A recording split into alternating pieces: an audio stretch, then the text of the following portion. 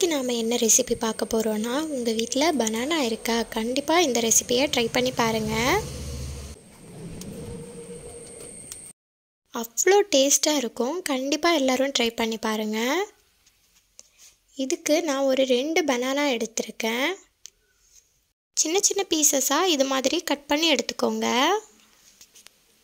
நான் இந்த ரெசிபிக்கு 2 பனானா தான் எடுத்திருக்கேன். உங்களுக்கு எவ்வளோ பனானா வேணுமோ அவ்வளோ சேர்த்துக்கோங்க.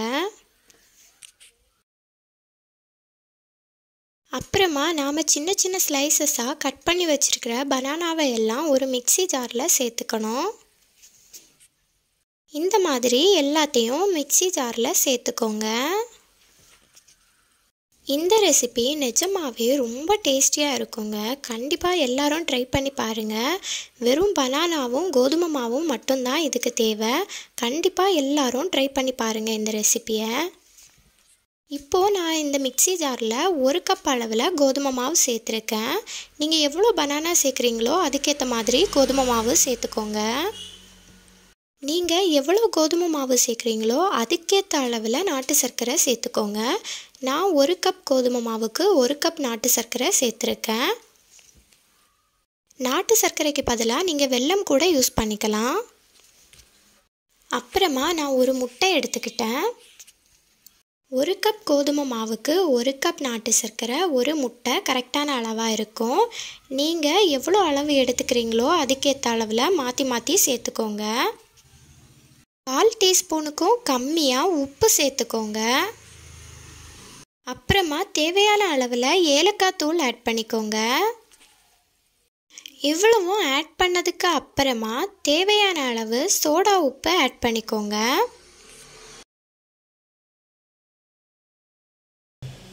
அப்புறமா 1/4 டீஸ்பூனுக்கும் கொஞ்சம் கம்மியாக நெய் சேர்த்துருக்கேன். நெய் டோட்டலி ஆப்ஷனல் தாங்க. உங்களுக்கு தேவை இருந்தால் மட்டும் நெய் ஆட் பண்ணிக்கோங்க. எனக்கு நெய்யோட வாசனையும் ரொம்ப பிடிக்குங்கிறதுனால நான் அதை ஆட் பண்ணிக்கிட்டேன் ஃப்ளேவர்க்காக. அப்புறமா கொஞ்சமாக ரோஸ் எசன்ஸ் ஆட் பண்ணியிருக்கேன். ரோஸ் எசன்ஸுமே டோட்டலி ஆப்ஷனல் தான். உங்களுக்கு தேவை இருந்துச்சுன்னா மட்டும் எசன்ஸ் ஆட் பண்ணிக்கோங்க. ஏலக்காய் தூள் ஆட் பண்ணியிருக்கிறதுனால கண்டிப்பாக நீங்கள் எசன்ஸ் ஆட் பண்ணணுன்னெல்லாம் அவசியம் இல்லை. தேவை இருந்துச்சுன்னா மட்டும் ஆட் பண்ணிக்கோங்க.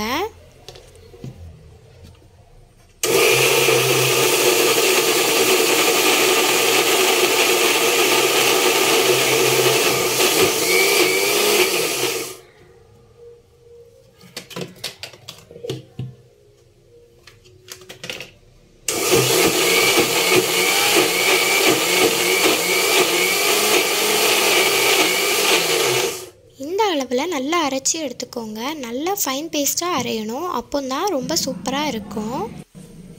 அப்புறமா ஒரு மிக்சிங் பவுல் எடுத்துக்கோங்க. ரோஸ் எசன்ஸுக்கு பதிலாக நீங்கள் வெண்ணிலா எசன்ஸ் கூட ஆட் பண்ணிக்கலாம். இல்லைன்னா ஏலக்காய் தூள் போதும். ரொம்ப டேஸ்ட்டாக தான் இருக்கும். ரொம்ப ஃப்ளேவரும் கொடுக்கும். அப்புறமா நீங்கள் எடுத்து வச்சுருக்கிற பவுலில் நீங்கள் அரைச்சி வச்சுருக்கிறது எல்லாத்தையும் சேர்த்துக்கோங்க. நாம் சேர்த்துருக்கிற பனானா, கோதுமை, அப்புறமா சர்க்கரை எல்லாமே நல்லா அந்த ஃப்ளேவர் எல்லாம் இறங்கணும், மிக்ஸ் ஆகி. அப்போந்தான் அதோட டேஸ்ட்டே கிடைக்கும். அதனால் கை வச்சு இந்த மாதிரி நல்லா பிசைஞ்சு விட்டுக்கோங்க. கண்டிப்பாக கை வச்சு பிசைஞ்சு விட்டுக்கோங்க. அப்போந்தான் அந்த எசன்ஸ் எல்லாம் செம்மையாக இறங்கும். சூப்பராக இருக்கும் டேஸ்ட்டு. நாம் சாப்பிடும்போது பனானாவோட டேஸ்ட்டு அப்படியே வருங்க. கண்டிப்பாக கை வச்சு நல்லா பிசைஞ்சு விட்டுக்கோங்க. அப்போந்தான் ரொம்ப டேஸ்ட்டாக இருக்கும். கரண்டி வச்சு நீங்கள் மிக்ஸ் பண்ண வேணாம். கை வச்சு இந்த மாதிரி பிசைஞ்சிக்கோங்க. ஒரு 5 நிமிஷம் நீங்கள் பிசைஞ்சிங்கனாலே சூப்பராக ஃப்ளேவர் எல்லாம் இறங்கிரும்.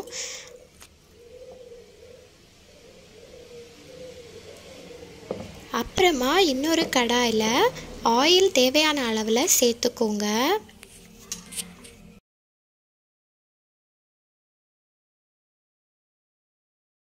ஆயில் நல்லா சூடானதுக்கப்புறமா ஒரு ஸ்பூன் வச்சு இந்த மாதிரி ஒன்றொன்னா போட்டு எடுத்துக்கோங்க.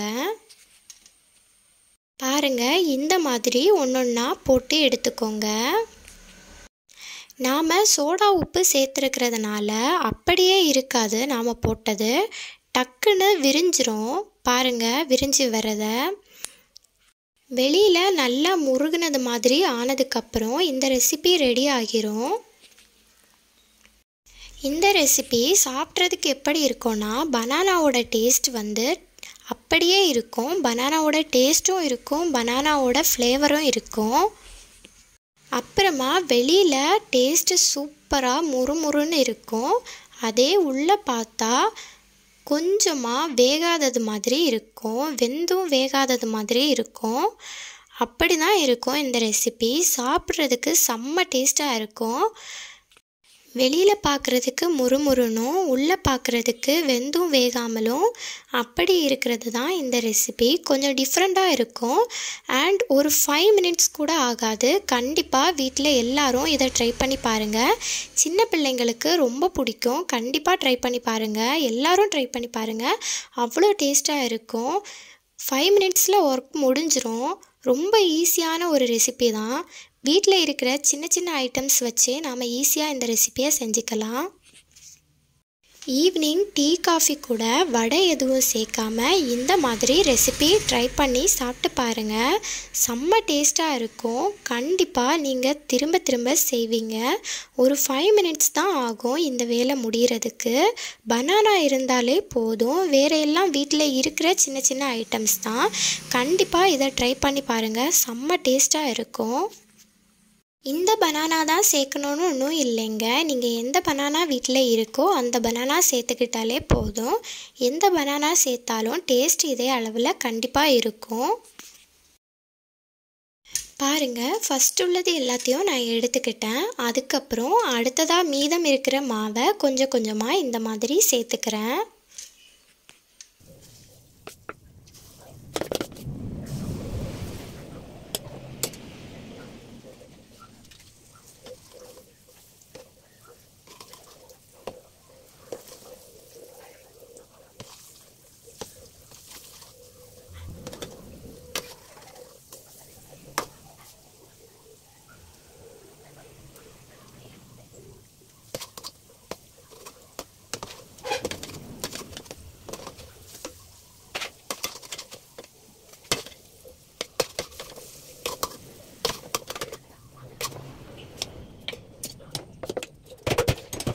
இப்போது நாம் ரெசிபி ரெடி ஆயிடுச்சு. நான் எல்லாத்தையும் ஃப்ரை பண்ணி எடுத்துக்கிட்டேன். இப்போது ஒரு பவுல் எடுத்துக்கிட்டேன். அந்த பவுலில் நாம் செஞ்சு வச்சுருக்கிற ரெசிப்பியை ஒன்று ஒன்றா ஆட் பண்ணிக்கோங்க. பாருங்கள், பார்க்குறதுக்கே எவ்வளோ அழகாக இருக்குதுன்னு. வெளியில் நல்லா முறுமுறுன்னு இருக்கும். ரொம்ப முறுமுறுன்னு கிறிஸ்பியாகலாம் இருக்காதுங்க. நாம் வடை சாப்பிடுவோம் தெரியுமா, அந்த டேஸ்ட்டில் இருக்கும். ஆனால் செம்மையாக இருக்கும் டேஸ்ட்டு. வெளியில் வந்து ஒரு டைப்பாக இருக்கும், அதே உள்ளே வெந்தும் வேகாமல் அதோட டேஸ்ட்டே கொஞ்சம் டிஃப்ரெண்ட்டாக இருக்கும். ரொம்ப சூப்பராக இருக்கும். கண்டிப்பாக பனானா இருக்குன்னா வீட்டில் எல்லோரும் இதை ட்ரை பண்ணி பாருங்கள். உப்பு ஒரு சிட்டிகை மட்டும் சேர்த்துக்கோங்க, கூடுதலாக சேர்த்துக்காதீங்க, டேஸ்ட்டே மாறிடும். கண்டிப்பாக எல்லோரும் இதை வீட்டில் ட்ரை பண்ணி பாருங்கள்.